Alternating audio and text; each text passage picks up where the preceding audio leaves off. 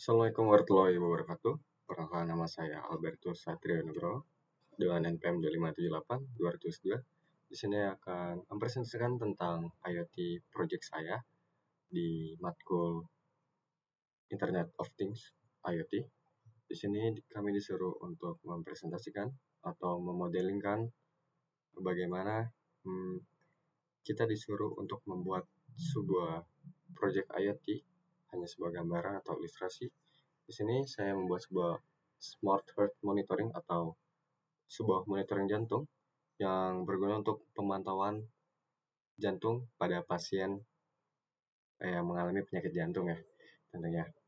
Yang di sini saya rancang, mungkin belum banyak yang punya ataupun belum ada sensor monitoring jantung yang khusus benar-benar untuk pasien jantung.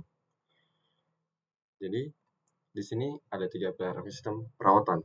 Yang pertama itu pencegahan, dia fokus pada perlindungan proaktif melalui monitoring kesehatan pasien jantung secara real-time dan berkelanjutan. Jadi di sini jantung akan terus dipantau secara real-time oleh sensor. Lalu ada di manajemennya juga memastikan stabilitas kesehatan seharian melalui sistem manajemen rutin yang menunjang kebutuhan pasien. Dan mungkin seringkali di sini namanya pasien jantung, mereka sering banget atau memang udah harus seumur hidup makan obat. Jadi di sini bakal ada fitur buat pengingat pasien jantung tersebut untuk makan obat. Mungkin ketika dia lupa ataupun nggak ingat buat makan obatnya, biar keberlangsungan jantungnya tetap berjalan dengan normal. Tentunya di sini saya menambahkan sebuah manajemen untuk pengingat seorang pasien jantung memakan obatnya. Lalu di sini ada tindakan darurat, integritas fitur SOS. Di sini saya menambahkan sebuah fitur SOS otomatis sebagai jaringan pengamanan terakhir saat terjadi kondisi kritis yang mengancam jiwa. Di sini akan menambahkan fitur sebuah SOS yang fungsinya sendiri akan langsung menghubungkan keluarga pasien ketika seorang pasien jantung ini mengalami kolaps ataupun pingsan ataupun sebagainya. Dan di situ fitur SOS sendiri sangat berfungsi mungkin buat keluarganya yang sedang kerja ataupun jauh dari si pasien tentunya. Lalu kapabilitas fungsional sistemnya sendiri memonitoring detak jantung, memantau BPM per beat minute secara terus-menerus untuk mendeteksi anomali real-time jantung. Untuk ya dia bakal mendeteksi terus jantungnya melemah atau aman-aman aja atau dalam posisi normal.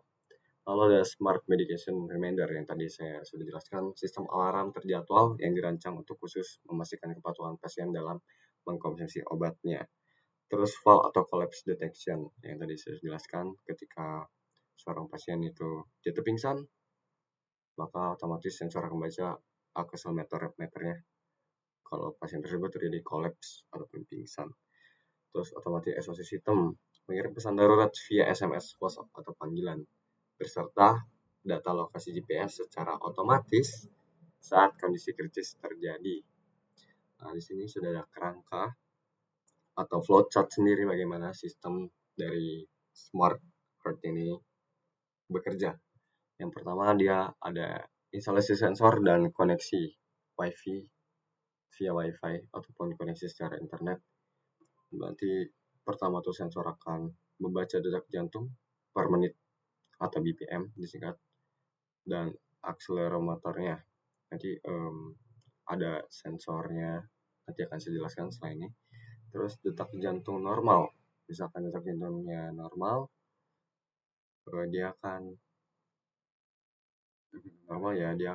menampilkan BPM di LCD apps itu ketika detak jantungnya normal dan tidak terjadi apapun. Namun jika dalam kondisinya lemah atau abnormal, di sini dia akan langsung memicu SOS darurat, terus mengambil lokasi GPS pasien di mana pasien itu berada, lalu akan mengirimkan SMS, WhatsApp, dan call pada keluarga tentunya. Lalu dia akan masukkan buzzer keras di lokasi. Lalu apa sih yang terjadi ketika pasien jatuh atau kolaps? Kalau iya, dia sama seperti tadi, dia akan memicu SOS darurat, terus mengambil lokasi GPS pasien, lalu mengirimkan WhatsApp dan call. Kalau enggak, ya dia akan seperti eh, ketika dia dalam posisi normal, tentunya akan menampilkan BPM di LCD tersebut. Terus waktu makan obat nih, waktu makan obat sendiri, ketika alarm sudah berbunyi, sesuai akan di-set per jadwal. Nanti seorang pasien tersebut atau keluarganya akan memasukkan jadwalnya kapan aja minum obat. Alarm buzzer akan menotifikasi makanan untuk makan obat tentunya. Jika iya dan jika tidak, dia akan menemukan hanya menampilkan lock screen berupa BPM detak jantung. Oke, bentar. Oke. Selanjutnya di sini ada modeling atau dari bentuk bagaimana saya ilustrasikan jam itu. Di sini ada sistem microcontroller ESP32 yang sebagai pusat pemrosesan cerdas Wi-Fi ataupun Bluetooth, Wi-Fi dan Bluetooth. Lalu di sini ada indera pembuluh darah yang berguna untuk sensor jantung. Dia Max 30 10 102 yang fungsinya untuk membaca pulse oximeter dan heart rate secara presisi. Mungkin ini juga udah sering ada ya di smartwatch lainnya, itu terdapat di bawah jam tersebut yang berfungsi juga untuk melihat BPM pada jantung. Lalu sistem keseimbangan sensor gerak. Dia ada MPU 605, 6 aksis selemator dan giroskop untuk mendeteksi orientasi. Ini fungsinya ketika si pasien jatuh atau kolaps yang disebut dengan pingsan biasanya, maka sensor ini akan mendeteksi langsung bahwa terjadi pergerakan yang secara tiba-tiba dan sangat keras benturan ke bawahnya, dan dia akan melancarkan sinyal SOS. Lalu ada ekspresi lokal. Di sini ada I2C LCD dan aktif buzzer antarmuka visual alarm audio untuk lingkungan sekitar. Ya, fungsinya tadi itu buat dia akan mengeluarkan sebuah alarm saat pasien harus minum obat.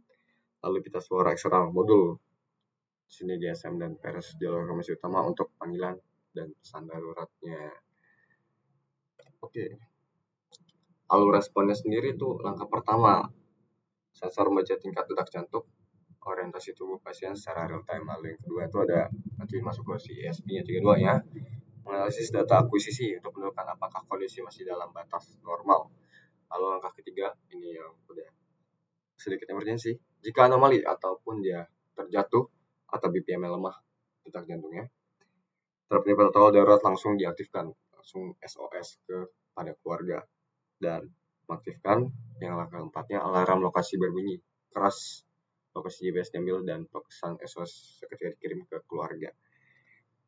Lalu dampak strategi ekosistem ini, yang pertama itu ada pasien jantung. Tentu fokus utamanya saya buat mendesain sendiri untuk ini berfungsi sebagai pasien jantung, jaminan respon cepat dan penerimaan 24/7, terutama pada saat mereka tidak mampu minta pertolongan secara manual tentunya.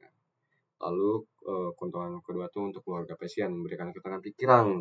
Ini sangat penting banget ya. Kadang keluarga pasien jantung tuh suka banget kepikiran ketika mereka jauh dari keluarganya yang sedang terjangkit atau mengidap penyakit jantung. Karena sistem menjamin notifikasi seketika akan darurat jika terjadi insiden kritis. Dan di sini kita dapat memantau juga secara real time.